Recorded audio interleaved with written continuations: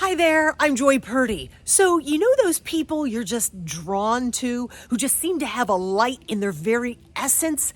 That's Melissa Warren. She is a wife, a mom in Orange Park, Clay County, Florida, who just won a battle against a very rare breast cancer.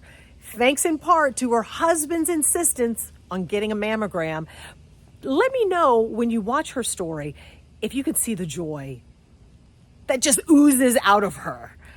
And she said part of her mental recovery was singing. So, of course, I had to ask her to sing me a little something. That is at the end of the podcast. Be sure to subscribe, like, follow, and share my podcast. And now, listen to Melissa's story. Thanks for joining me for another episode of Discover the Joy, the Purdy podcast. I am here with Melissa Warren. She is co-owner slash worker slash, you're everywhere manager, in this owner's place. daughter.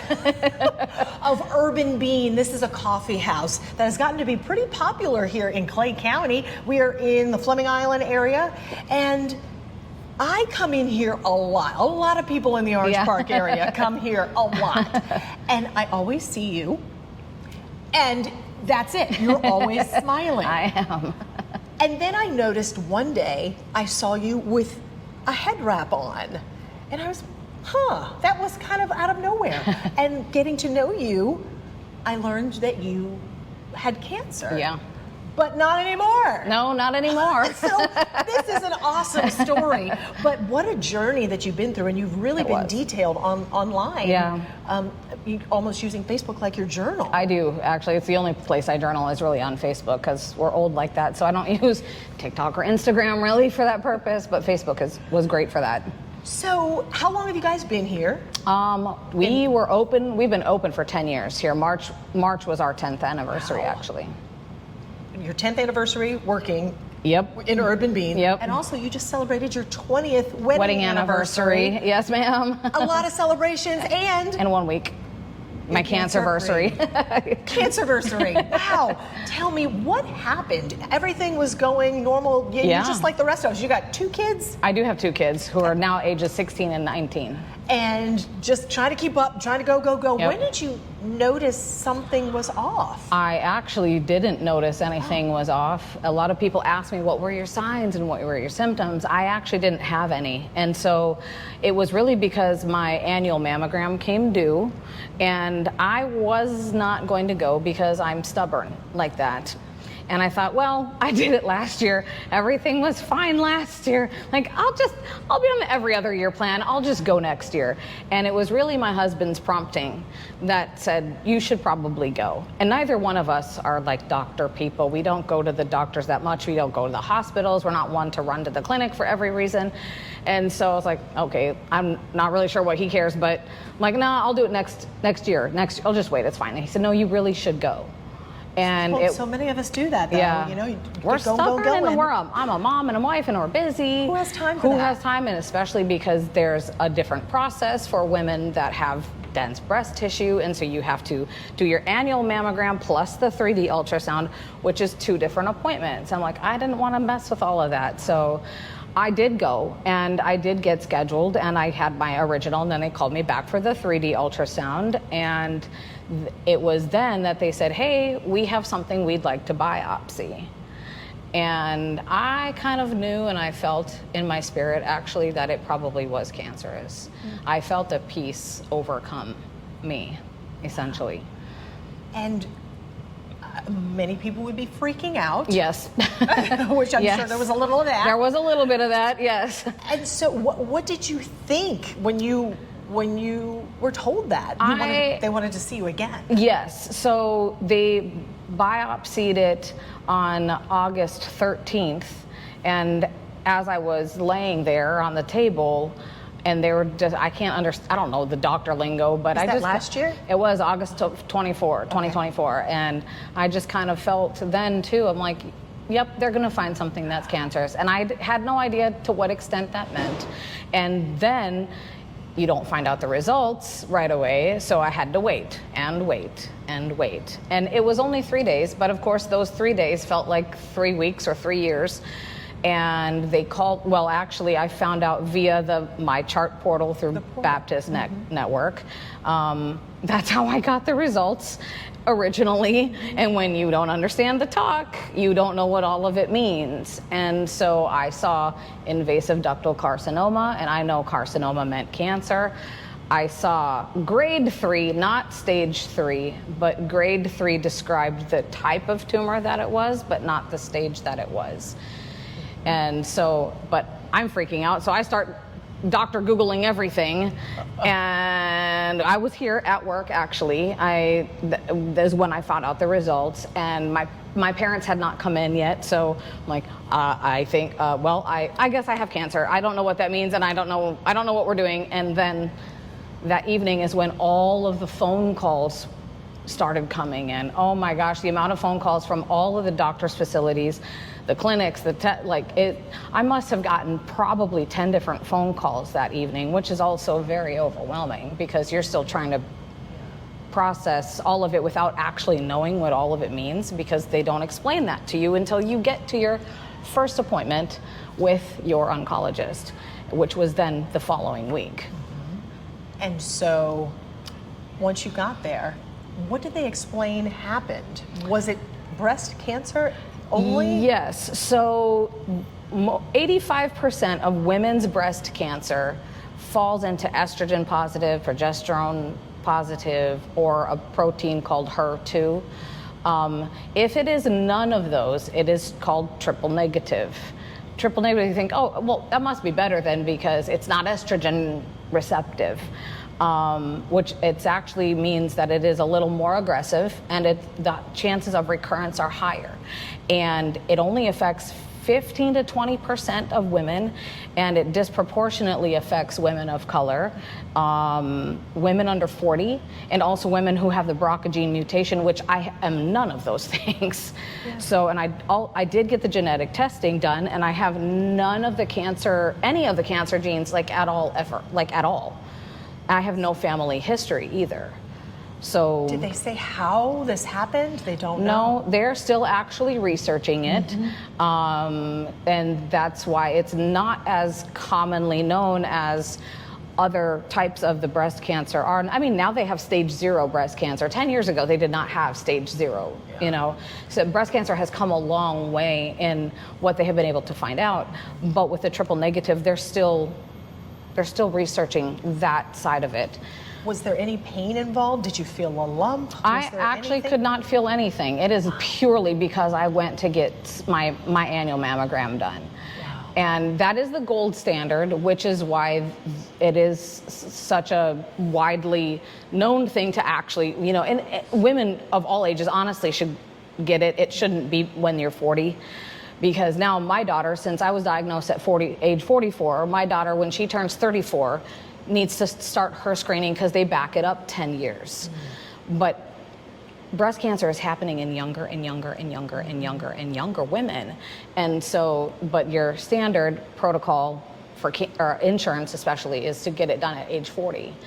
But I'm hoping that changes in the many, years to come. But I might have been more fatigued, but I was also doing this job and raising crazy people at home. So, I mean, I have no idea, but even my oncologist said, you probably didn't have any signs or symptoms. But wow. He did say that had I waited until November or December, it could be a completely different story, because the tumor did double in size between August and September. And September is when I had the tumor technically removed. I was technically cancer-free in September, but I still had to, because of the type of tumor that it was, I still had to go through IV chemotherapy and radiation because I did not choose to get a mastectomy, because my chances of recurrence are the same because of the type of tumor it is. So where was the tumor? It was about 10 centimeters in. Deep? Yes. Okay. And it was only, at the time, it was super small. It was like 0.6, I think, and that's millimeters. And then it grew to 1.2 centimeters, which is still small. That is still considered stage 1. But it was on the cusp of potentially being, not necessarily stage 2, but needing a more aggressive form of treatment. I kind of got the medium range of the chemotherapy treatment. Not the most aggressive, but not the least. I got mid-range because of it doubling and because of it being triple negative. So how soon were you able to get started on the chemotherapy and then the radiation? Well, I did start I had the surgery in September, and so a month after I was diagnosed is when the surgery happened. A month after that is when the chemo started, because they want your body to heal and recover for a month before throwing you, into the chemo world.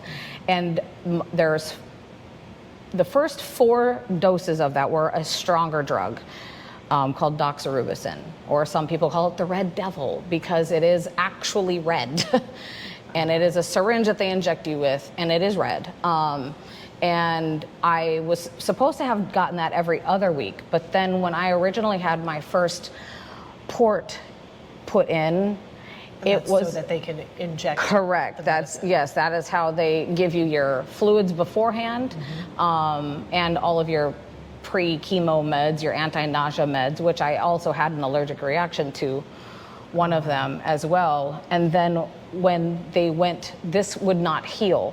So when I went for round 2, the port. Yes, the nurses at Baptist Clay, I went there because there was a storm downtown, so they shuffled everybody they were shuffling people around. So it was a weird day anyway, but when I got there, they did not want to access it because it was not healing properly. It basically might be a little gross, but it was skin, blood, and like Dermabond, which is like that kind of a glue that they put over your skin to heal, kind of a glue Band-Aid almost. And it formed this bond it would have caused infection had they chosen to access it anyway to give me the chemo. But it was because of the nurses who was like, well, no, we're not going to do that. Something is wrong there. Eventually, this never did heal. So they actually chose they took it out, what's called a revision. They took it out and then gave me a whole new one that went on this side. Wow. And so now I have 2 little scars right there. And then that side healed fine. And in fact, to this day, the new side still looks way better than the old side. This side still never really healed that well. Then after that, now we shuffle onto a new different type of drug called paclitaxel, or Taxol for short. And what does this do compared to the other one?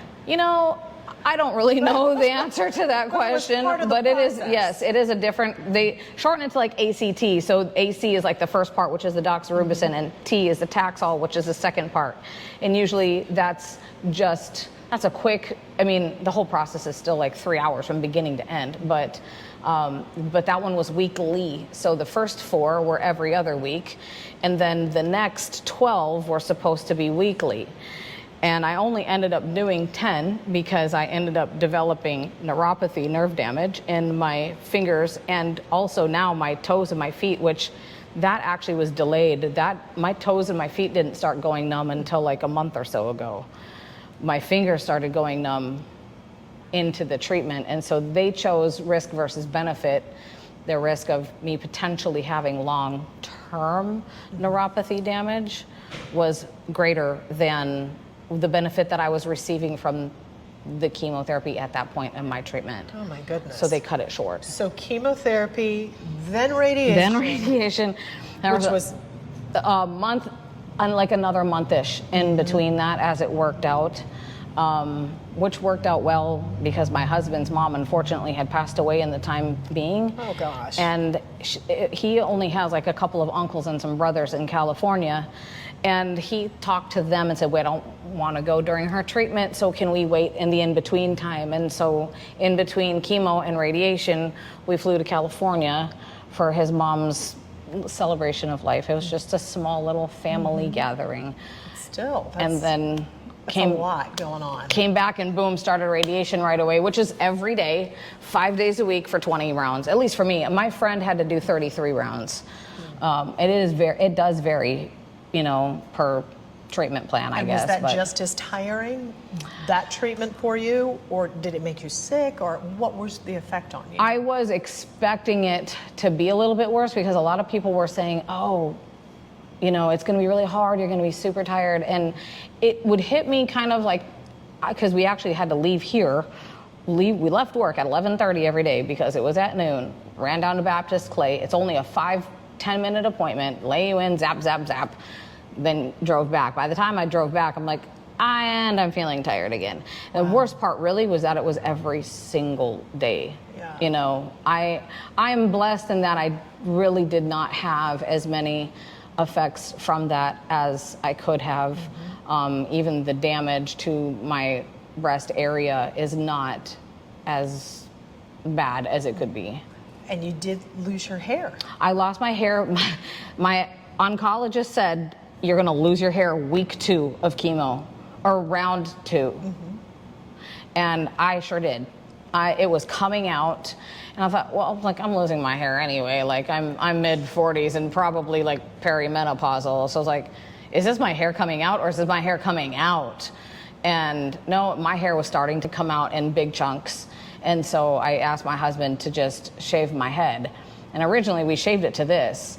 And then, but this was still coming out too, because your hair is just falling out. And so I was leaving little hairs everywhere. Oh. And it was driving me crazy. I'm like, just shave it off. And then I felt self-conscious, so I wore a beanie. And because it was fall time, a lot of people just thought I did that for fashionable choice. And because it was chilly. Because it was chilly. But yeah. And all of this happened in less than a year. Correct. And you got to ring the bell. I did. 2 weeks ago? 3 weeks ago? 2 weeks ago? Which is, I mean, and you had a huge party here. We did. It was so much fun. Oh my gosh. It was a great party. Friends, yeah. customers? Actually, mostly customers, to be honest. It was mostly the community of people that I have built relationships with. And obviously a good majority of my friends did also come, but yeah, it was about 90% customer base probably. And the cool thing about that, and I know it was at night, I got an invite, yes. I couldn't make it. That's okay. But you're a busy lady. You raised money. I did. For breast cancer research. Yes, we did. For triple negative. For triple negative specifically, yes. How much did you raise? $1,000. And my parents, who are the owners, they're the ones that chose basically, because I thought we were just going to do a portion or a percentage, but my parents ended up deciding to give all of the sales that were made that evening to the foundation. Wow, which is amazing. And what having heard and learned about all of this, I think back to the times I would see you sitting by yourself over here in the corner because, you know, you didn't want to get too close to people while you were going through, but you were always smiling, always waving, hey, Joy. Yeah. Hi. I never would have known had I not noticed the beanie. That's what a lot of people had noticed too. It was like, what's with the heck? But you kept your joy. I did. How? Tell me, there had to have been some days when you there were just definitely like, were. I'm done. Yeah, they definitely were. I mean, the mental health aspect of it is kind of a journey unto its own, from before, during, and including a little bit now and after, you know. But at the end of the day, my joy comes from my faith. And so my mom always said, God does not have a plan B. So God didn't look at your life and be like, didn't know that was going to happen. Let me rewrite your story and start again. God already knew all of this was going to happen. And so that is legitimately where my faith comes from and where my trust in the process. Doesn't mean that it was not hard. And I wrote myself, I'm really not into like the whole like mindfulness, and you know, I've really not been that person until kind of this journey. And when people have said like positive thinking matters, positive attitude matters, I think it 100% has made a difference in my journey throughout and in my whole attitude. Then how do you, tell me about those dark times. What did those feel like for anyone who might be going through that? You know, kind of one of those things. It's like you just, some days it's like, it's kind of like when women go through their monthly, like you don't know why you're crying sometimes. And sometimes it's just an overwhelming, like, what if, what about, what then, what about here? What about this time? What about now? What does my future look like? What about my chances of recurrence? Like, you're given a Ki-67 score, which is the rate of which your cells proliferate and grow and multiply. Mine was 44%. That may or may not be high to some. My friend had a 0.3% chance of recurrence, and she got breast cancer 3 times. So then I look at that going, oh, mine is 44%. Like if hers was 0.3, what is 44%? But it's not as high as lymphoma, which is like 90%.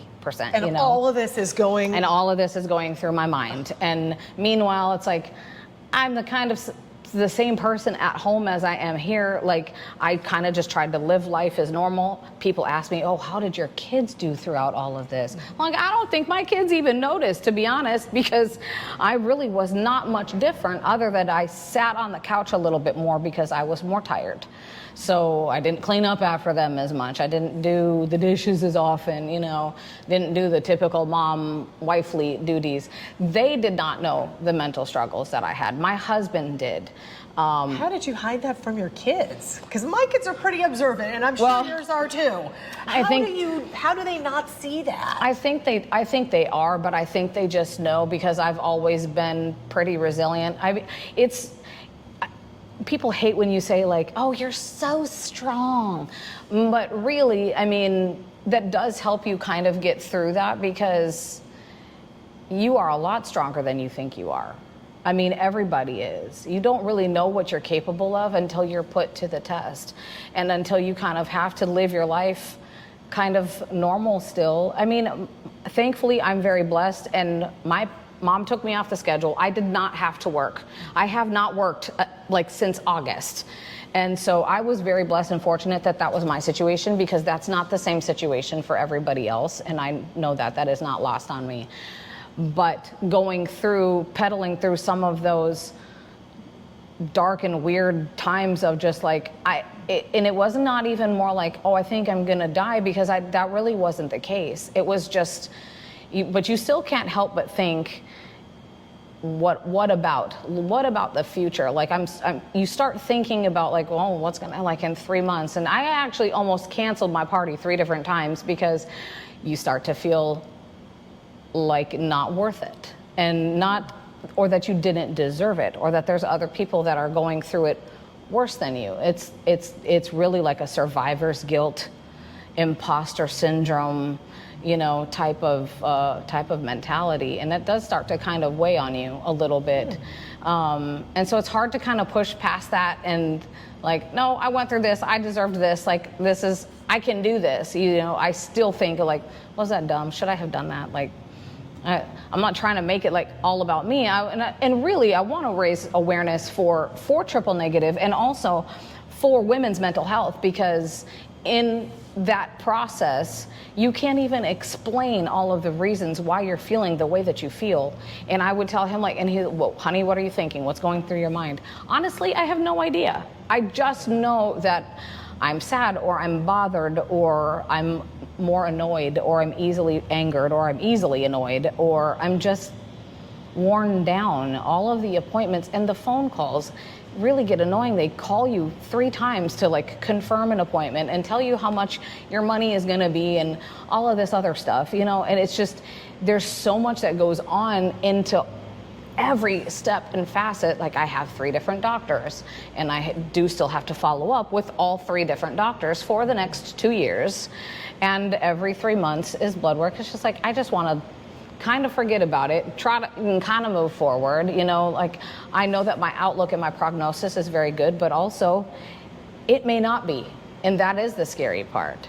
And what they don't talk about is what you should do beyond that, and how you should, and if there is anything that you should do. But then that starts to become very overwhelming also. Should I get rid of all of the toxins in my household? What even are all of the toxins? Should I stay away from sugar? Should I only drink water? Should I never have an alcoholic beverage? Should I, all of these things start to go through your mind, and it's like, I can't do all of this, and if I'm gonna die, it's not gonna be with a carrot in my hand. Oh gosh. You know, so those are the kind, it's just, it is really more thoughts of like overwhelming what if scenarios, essentially. So what does happen now? I know you have to follow up with the doctors. Yes. Where do you go from here? How do you said you wanted to raise awareness and bring awareness. Yes. What are your thoughts about that? Well, through the process, at the very beginning, I inadvertently became friends with two of the directors of MD Anderson. The cancer center. Yes. They're involved in a couple of different facets. And so I wanted to basically reach out to them kind of once I kind of got back into the groove of things and see about volunteering, you know, in some type of way. Also, I just like to share what I know and share my knowledge via Facebook, whether it helps 1 or 10 or 25 or, you know, who knows, I don't know. But because it is such an unknown, it's not as well known as like there's two different people that I talked to this week actually when I was like, oh, it was triple negative. They're like, well, that's great, that's better. Like, actually it's not. I'm grateful and blessed that it was small and the time that it was caught, and I'm very thankful for my husband. And because honestly, I would not have ever gone to get my annual mammogram done. And so that's one of the biggest things, is going to get your annual mammogram. If you've never thought about doing it, go and get it done. I'm not even sure my own mother has had it done yet, to be honest. I think now she is obviously thinking about it. But that's like that's because my surgeon still said that is the gold standard, because I said, what now? What now? Like, there's not really a lot more testing for me unless I have symptoms of some sort. So if I'm like, oh, my shoulder has been really hurting me for the last 4 weeks, then I would call them and they would be like, let's come and get it scanned just to see, you know. Otherwise, for 2 years, it's every 3 months of blood work. There is a blood test called Signatera, which basically tests your circulating tumor DNA. Is this forever? No, it's for 2 years. Okay. Unless there is a continual like problem, issue, concern. So for 2 years, it's every 3 months. And then I'll have the follow-ups with, I think, all 3 doctors for 2 years, I think. Or maybe that might just be for the first year. But which is good that they're staying on top of everything. And then, but I can see how it would be annoying. I was like, well, because you just can't just can't forget about it and move on. And I'm like, now, like, one foot in front of the other, I'm ready to like let's move on with this. But are you back to work? I have, yes, in a capacity. I really do only want to work part-time. But I've trained 2 new people that started last week. That's a lot of work. Or the week before, rather. I guess I was on vacation for half of last week, and that is a lot of work. And that's kind of, I don't know, it's kind of like mentally, it's kind of where I'm at right now. I was trying to keep my stress level. Are you going to keep lower. Singing? I heard you're singing that night at the party. There's video. There is video. Singing has actually, honestly, been extremely therapeutic for me. People ask me, why don't you sing? Why don't you sing out? I don't want the musician's lifestyle. I did go to college for it for a year, but it brings me joy, great joy to sing, and it's very therapeutic. I was doing that through chemo. I was still finding the people that I know that sing at various different places. I was following them, and I would still show up even on chemo weeks, or maybe the following week, depending on what was going on. But throughout my chemotherapy period, I was still getting up and singing, because it is very, very therapeutic for me. What's one of your favorite short songs? Oh gosh. Am I gonna make you sing? Are you? Yes! Come on! Seriously? Sing! Your voice is so, it's like got this jazz vibe. Oh my gosh. I love it. Just a short little something. Please, please. Okay. She's good at it. I knew she was going to put me on the spot, too. I would love to hear just a little something. Strumming my pain with his fingers, singing my life with his words, killing me softly with his song, killing me softly with his song, telling my whole life with his words, killing me softly with his song. I generally sing that. So beautiful. Or sometimes I sing a song to my husband, At Last, or Summertime from Ella Fitzgerald. That's kind of my vibe. That's kind of my lane. Well, I hope you don't stop, ever. Thank you. Your voice is as beautiful as you are. You're so Thank you for sweet. letting me tell your story. Thank you for asking me to do this. It was fun. How do you not love her? Thanks for watching Melissa's story, and thanks for watching my podcast. Be sure to subscribe, like, follow, and share so we can continue to help others discover the joy.